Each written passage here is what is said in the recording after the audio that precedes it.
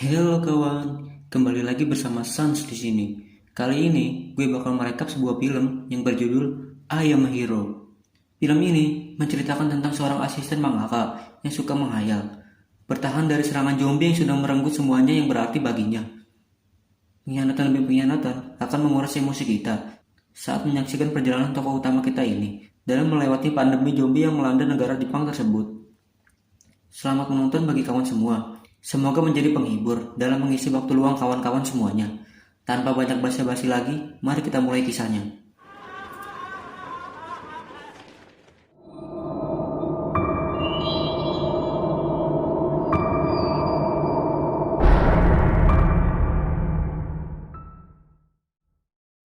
Cerita dimulai.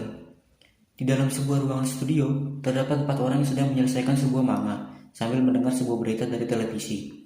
Mereka adalah para asisten mangaka yang membantu seorang mangaka dalam membuat sebuah manga atau komik khas Jepang. 4 orang tersebut adalah Mitani.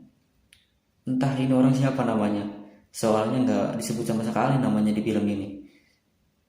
Terus ada Michan, satu-satunya cewek di studio ini, dan Hideo Suzuki atau Hideo, yang berarti pahlawan atau hero, yang bakal kupanggil Suzuki, sang tokoh utama kita. Michan heran saat mendengar berita dari TV yang mengabarkan bahwa seorang telah menggigit seekor anjing. Michan yang heran memberitahu yang lainnya akan berita tersebut. Namun berita telah berganti ke berita kriminal. Seorang pengangguran berusia 35 tahun yang akhirnya berujung pada ejekan Mitani ke Suzuki. Karena baginya seorang asisten mangaka nggak ada bedanya dengan seorang pengangguran.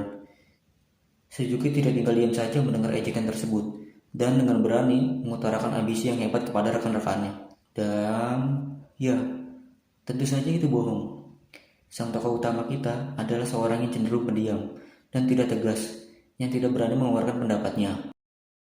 Suzuki tinggal di apartemen milik pacarnya dan berusaha membuat manganya sendiri untuk diterbitkan. Ternyata, Suzuki pernah mendapatkan penghargaan sebagai mangaka pendatang baru terbaik 15 tahun yang lalu.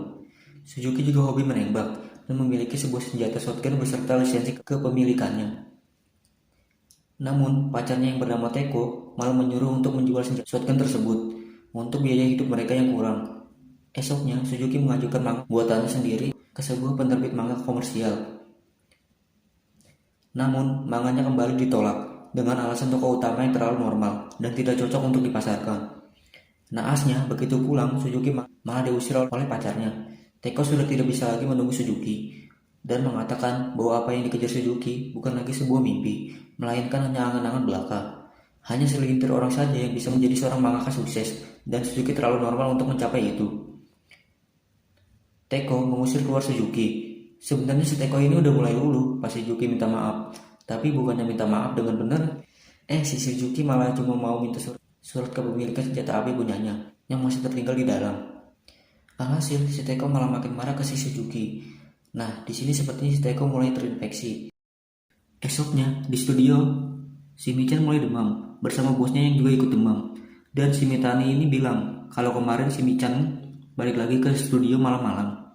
Dan antara si Michan dan bosnya ini ada main, atau bisa dibilang mereka selingkuh. Dan buktinya bisa dilihat dari bekas cupangan di layar bosnya, di mana si bosnya ini sebenarnya sudah berkeluarga, yang membuat si Mitani jadi semakin geram. Mereka bertiga tidur di studio sehabis mengerjakan deadline. Subuh pun datang, Suzuki terbangun